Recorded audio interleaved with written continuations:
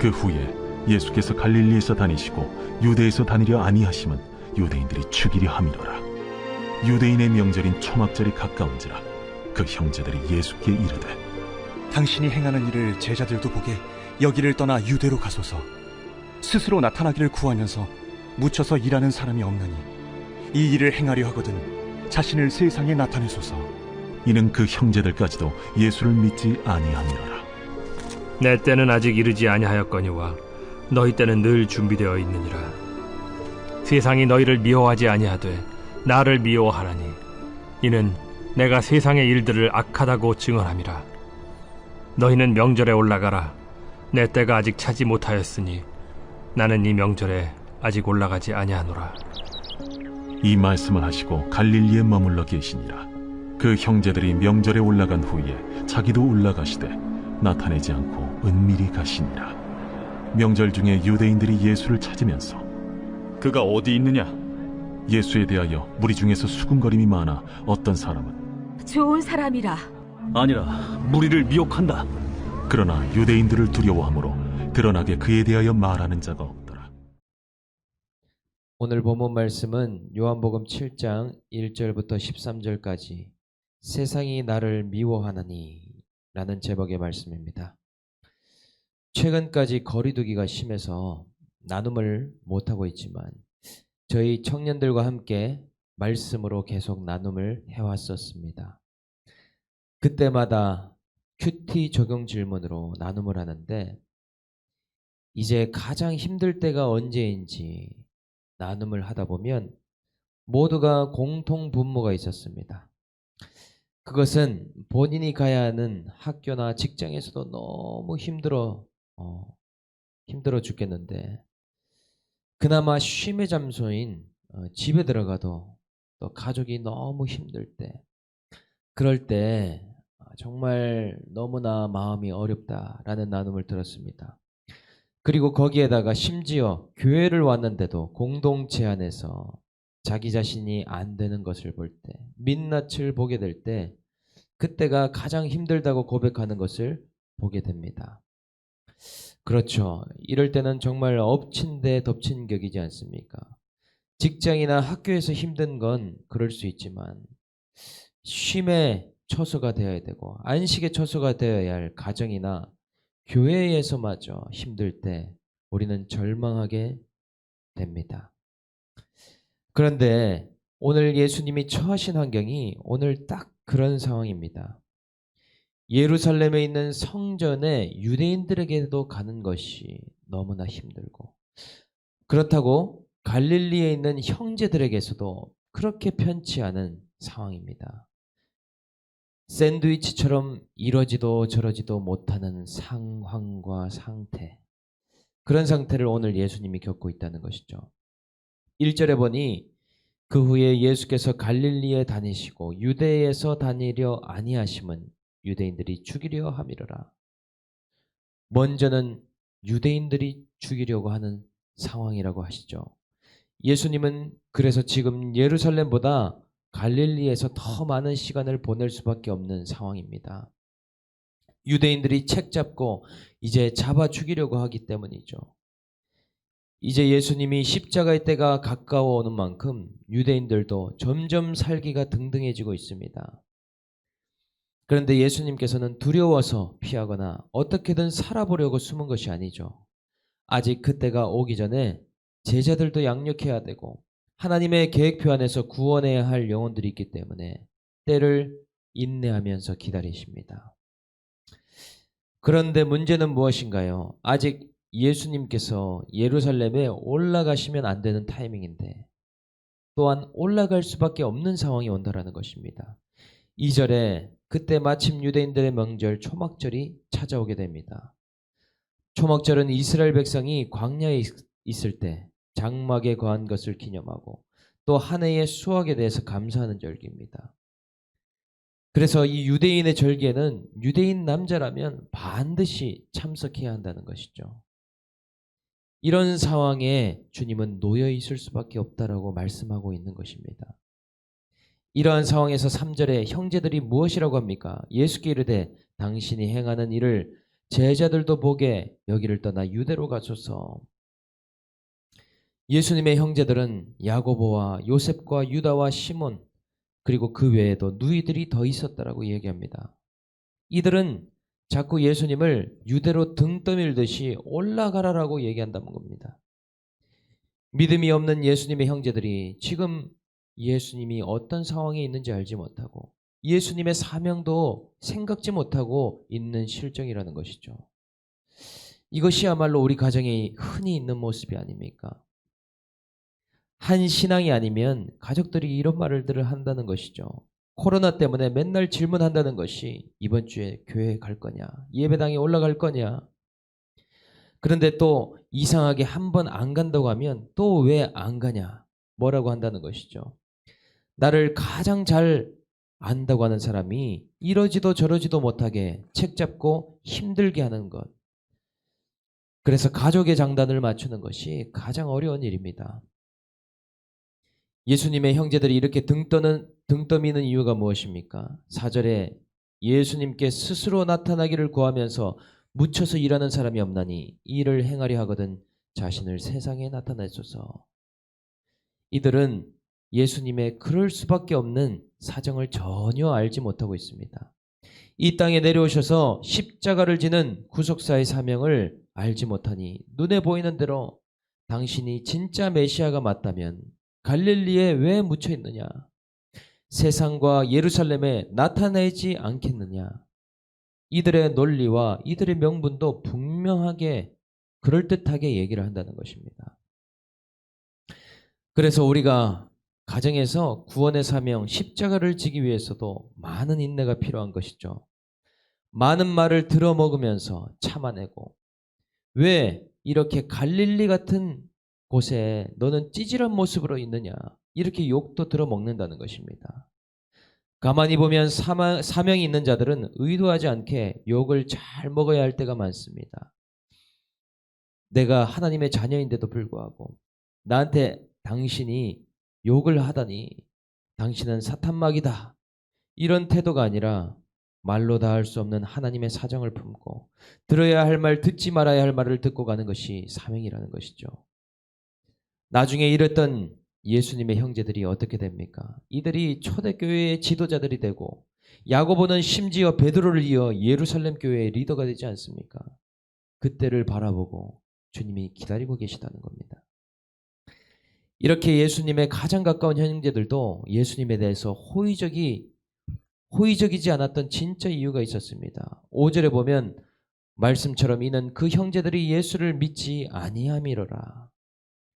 진짜 예수님을 메시아로 믿어서 유대로 보낸 것이 아니라 당신이 그렇게 대단한 메시아라면 우리가 그렇게 어릴 적부터 당신을 보호하는데 당신이 메시아라면 말이 아닌 능력을 보여라.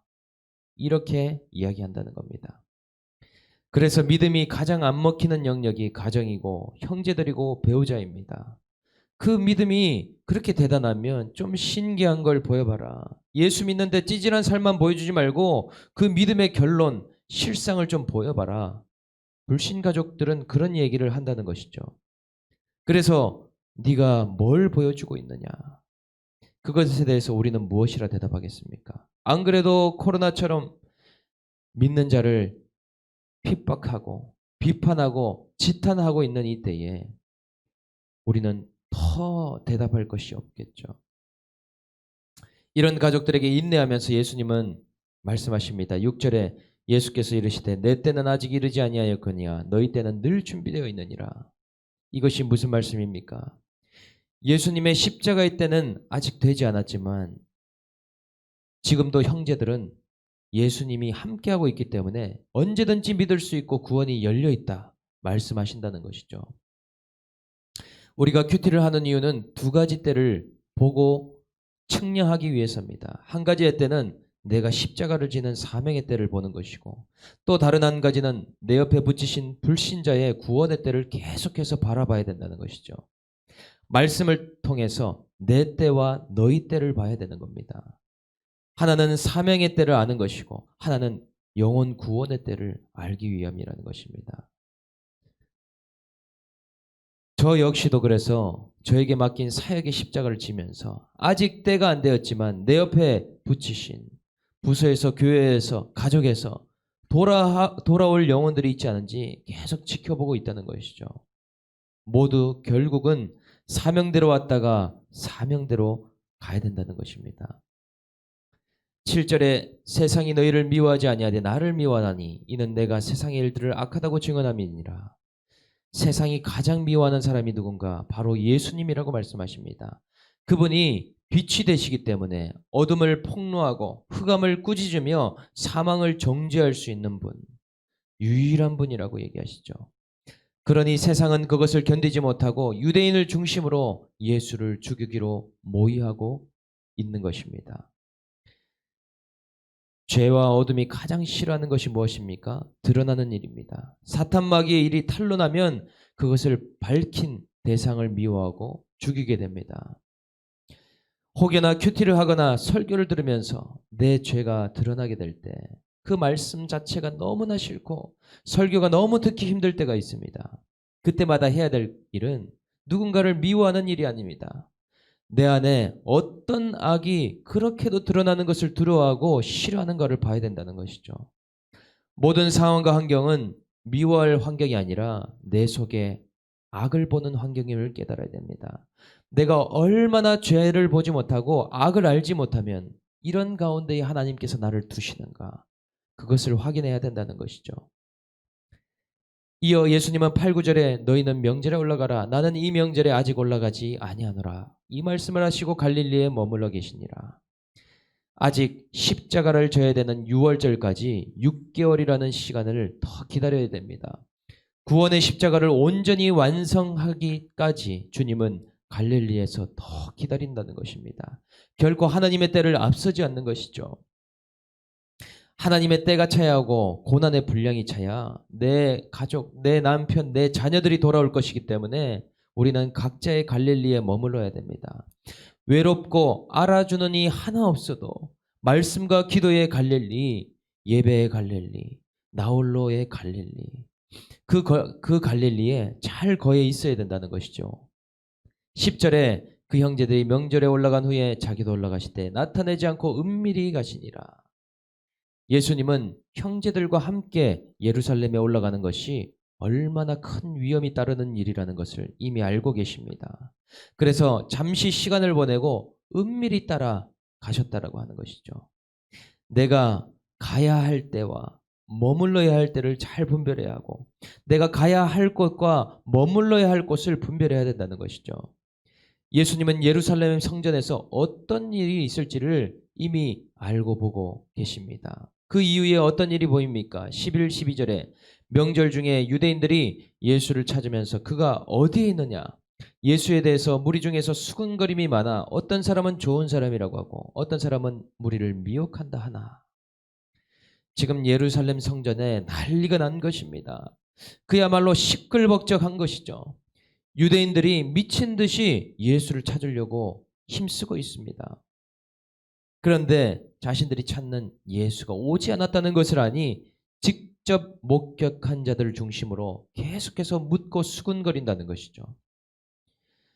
이 예수님에 대한 평가는요, 제각각입니다. 서로가 보고 듣고 느낀 대로 다 각각 다르게 평가하고 있다는 것이죠.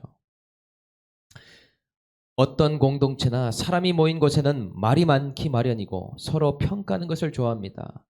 누구는 어떻다더라, 저 사람은 저렇다더라, 저 부분이 좋다느니 저게 싫다느니 다 죄성이 있기 때문에 수군거림을 하게 된다는 것입니다. 교회도 마찬가지입니다. 사람이 모이다 보니 말이 많을 수밖에 없고 수군거림이 많을 수밖에 없죠. 그러다 보면 그 속에서 상처를 받는 사람이 생길 수 있고 거절감을 느껴서 걸림이 되기도 합니다. 실족하게 되고 심지어 교회를 떠나는 일도 생길 수 있습니다. 이렇게 예수를 모르면 자기가 죄인인지를 모르기 때문에 남들의 단점에 대해서는 잘 수군거리지만 정작 자신의 죄와 연약함은 나누지를 못합니다. 그래서 회개하는 자만이 수군거림을 멈출 수 있는 것이죠. 큐티를 하면서 해야 할 일이 있다면 남에 대해서 수군거리는 입술을 멈추고 나의 연약함과 내 죄성을 고백하는 입술로 변화시켜 가야 된다는 것입니다. 또 반대로 나에 대해서 부정적인 말을 들을 때에 그 말에 대해서는 옳소이다 들을 수 있는 귀를 만들어 가야 되고, 억울한 수근거림이 있어도 내 죄보다 저 말들이 훨씬 가볍습니다, 주님 앞에 고백해야 된다는 것입니다. 오늘 하루도 저와 여러분들이 둘러싼 환경이 샌드위치와 같은 환경일 수 있죠. 남들이 속상정을 알지도 못하고 이러지도 저러지도 못하는 상황에 있을지라도 오늘 이 말씀으로 묵묵히 내 때와 너희 때를 기다리며 갈릴리와 같은 가정과 직장과 예배의 자리에 잘 머무를 수 있는 저와 여러분들 다 될 수 있기를 예수 그리스도의 이름으로 축복합니다. 적용 질문 드립니다. 지금 이러지도 저러지도 못하는 환경은 무엇입니까? 내가 인내하면서 머물러야 할 갈릴리는 어디입니까? 나는 큐티를 통해서 사명 감당해야 되는 내 때와 불신 가족의 구원의 너희 때를 계속해서 보고 가고 있습니까? 내 입은 남을 수군거리는 입술입니까? 내 죄와 연약을 고백하는 입술입니까? 내가 가장 듣기 힘든 수군거림은 무엇이었습니까? 함께 기도하고 마치겠습니다. 하나님 아버지, 저의 갈릴리는 바로 사역자의 자리입니다. 사명을 주셔서 앞에 설 수밖에 없지만 또한 수많은 말들을 받아내야 하는 자리가 바로 사역의 현장이고 사역의 자리임을 이 시간 고백합니다. 또한 가족에게 떳떳하게 드러내놓을 것이 하나도 없고 세상에 보여줄 기적적인 것이 하나도 없음을 이 시간 고백합니다. 오늘 나의 갈릴리에서 사람의 말이 아니라 하나님의 뜻과 하나님의 사정에 설득되어서 사명의 때를 기다리며 묵묵히 인내하며 구원의 때를 이뤄갈 수 있도록 주님 은혜를 베풀어 주시옵소서. 날마다 말씀을 통해서 나의 때와 너의 때를 보게 하여 주시고 이렇게 사명의 때를 만나 걸어가는 이 모든 일들이 가족 구원의 때와 연결될 수 있도록 은혜와 긍휼을 베풀어 주시옵소서.